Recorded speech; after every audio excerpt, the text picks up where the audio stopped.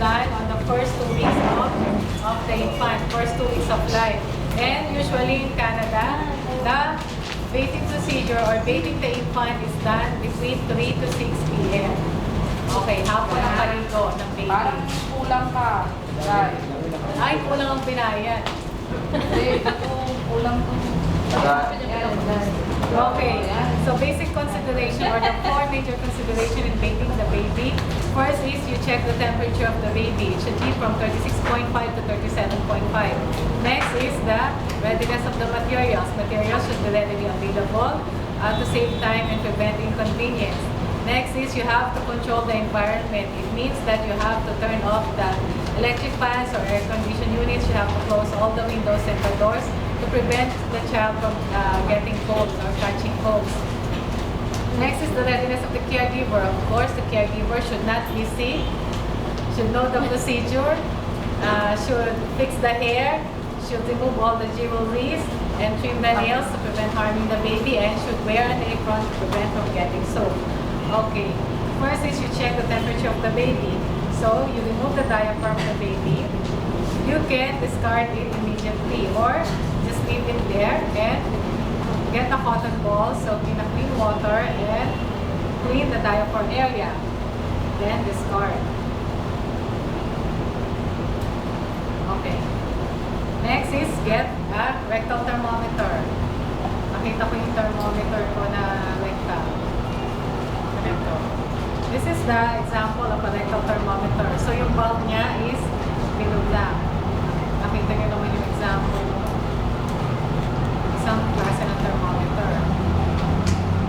Okay, then get a cotton ball, soak in an alcohol, and clean the thermometer from bulb to stem in a circular motion. So this is the bulb, ito ang stem part. So bulb to stem in a circular motion. Then, make sure that the mercury or the gauge should be below 35 degrees Celsius. If that, shake down the mercury. Assuming that it is 35 degrees Celsius, so tickle the anus of the baby and insert an inch tip for 1 minute. Assuming 1 minute has elapsed, so get the thermometer and clean it from stem to bulb in a single swipe. Okay, check the temperature. Assuming that the temperature is normal, so proceed with the bathing. But if the temperature is much higher, so just do a tepid sponge bath. If the temperature is much lower, cuddle the baby, swaddle the baby. Swaddle, kaya swaddle, using the swaddling cloth, balutin ang baby and cuddle for at least 5 to 10 minutes. After that, you can check again the temperature of the baby. Assuming that the temperature is normal, so proceed with the bathing procedure. So remove the cloths of the baby. Make sure that the cloth will follow the body of the baby. Then,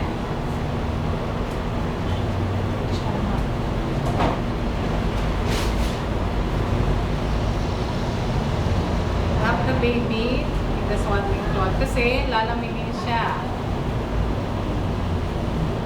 Okay. Next is get a 2 basin with a clean water and check the temperature of the basin. Make sure that the temperature is optimal. You can check it by using your elbow or the palmar side of your hand. Assuming that the temperature is normal, so carry the baby in a football hold position.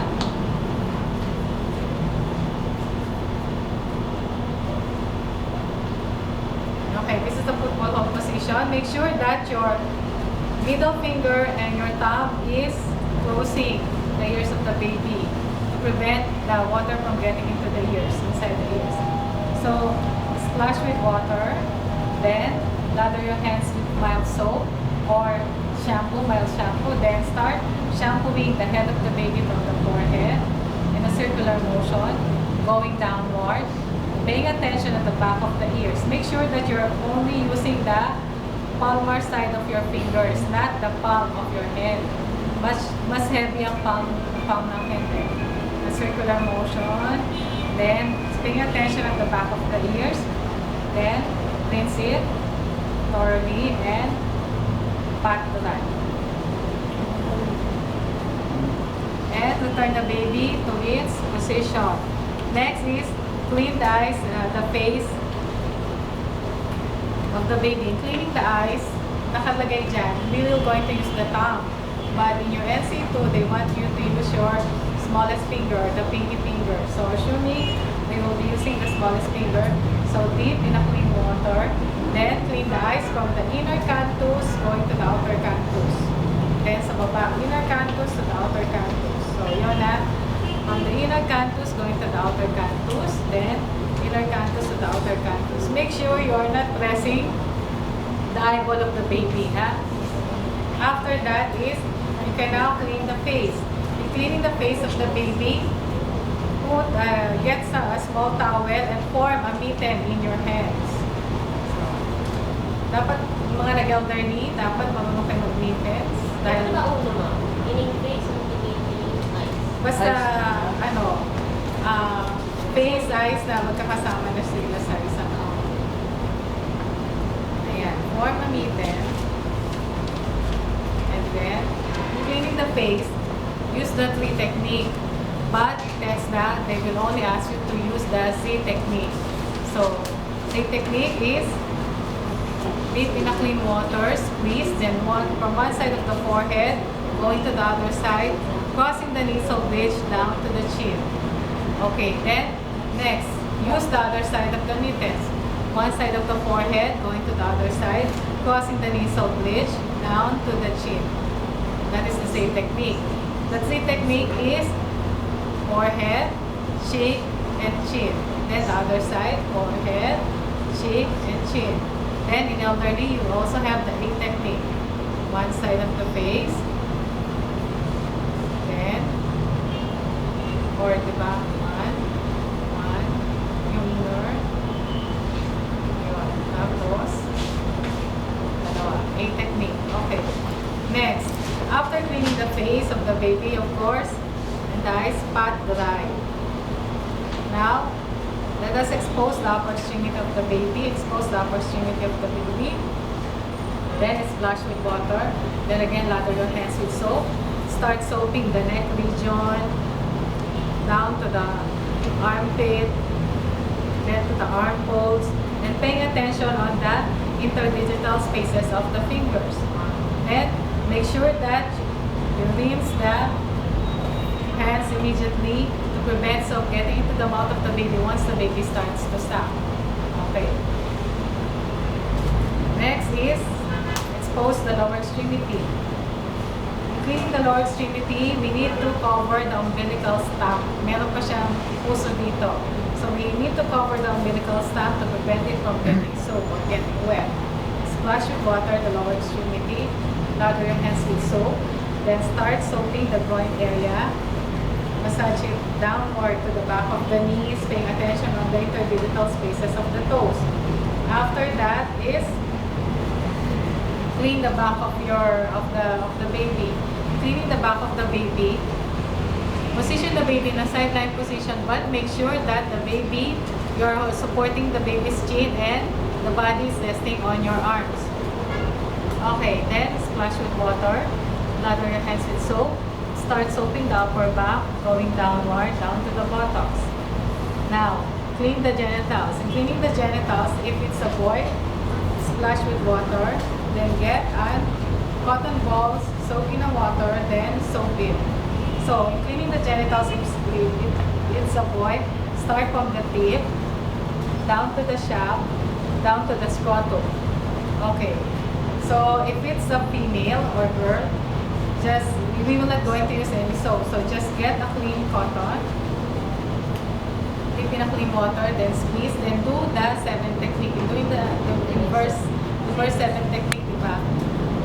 One, discard, then get another, the other side, upper muna, then discard, then another, sa bandang inner, discard, then another, discard, then but the last one should be at the middle, isa pababa lang. Okay, later i-discuss natin. After cleaning the genitals of the baby, it's now time for the final rinsing. And final rinsing is hold the baby again in a football hold position. But make sure that you handle the baby very carefully because the baby is slippery. Okay. So, in cleaning the upper extremity, make sure that the upper extremity is much lower than the feet of the baby. So, splash with water.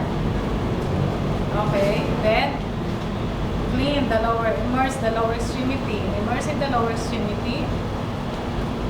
And make sure that the umbilical stump is lower. Then, at the other part of the body, clean the back. Kasi sa totoong buhay, masyadong malaki na to. Dapat maliit lang. Then, get a clean towel and pat dry the baby. Now, this is the perfect time to give the baby a massage.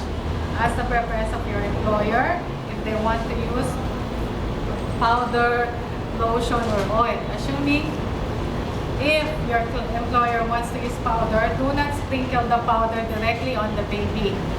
Or do not use yung pulvera, then ipapagpag dito. Diba? Sprinkle it, put some little in your hands, away from the baby, and then tsaka nyo ilalagay. Okay, assuming that your client wants you to use oil, massaging the extremities, we use that twist and turn massage. So put some oil, twist and turn. Yan. Yan ang twist and turn massage. Then, twist and turn.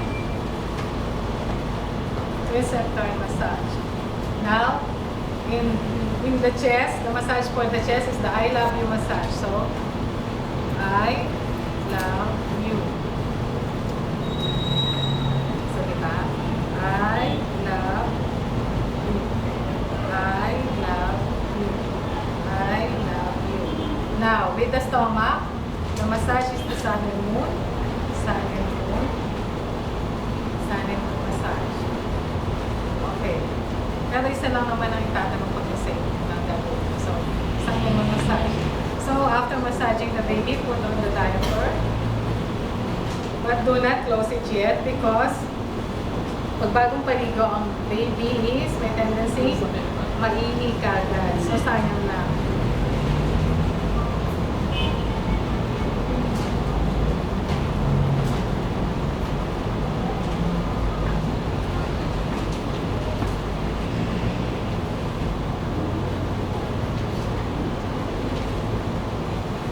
Okay, next, then put on the cloths. Ay, pinasan ko. Okay. Masarap.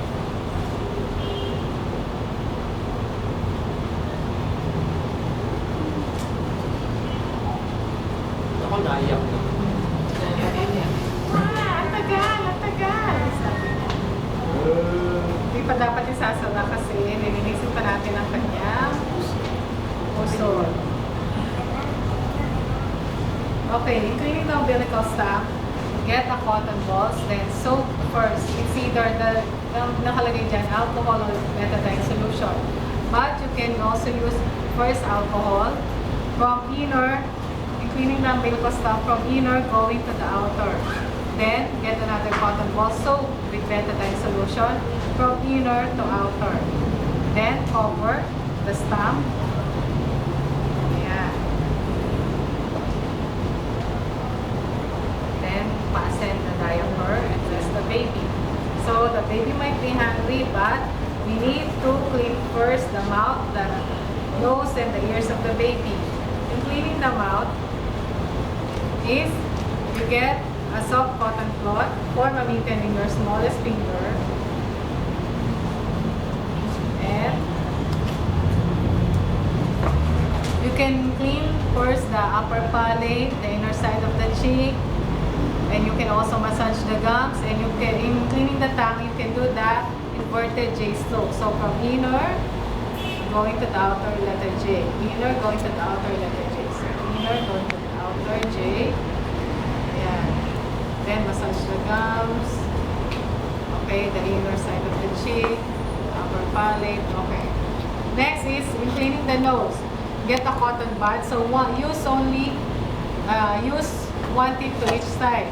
We will only be cleaning the external part of the nose. So clean the nose, one side, one side. Then discard. In cleaning the ears is only the external ears ang lilinisin natin. One tip again to each side. One side. One side. Okay. The baby might be hungry, but assuming that we have prepared the milk formula, so before feeding the baby is shake it sideways. Diba? Huwag ganon. Shake it sideways. Then open a little to release the air and check the temperature. Okay, assuming that the temperature is optimal, so remove your apron and carry the baby in a, we call this the tummy to tummy position, but in Tesla they call this the cradle hold position.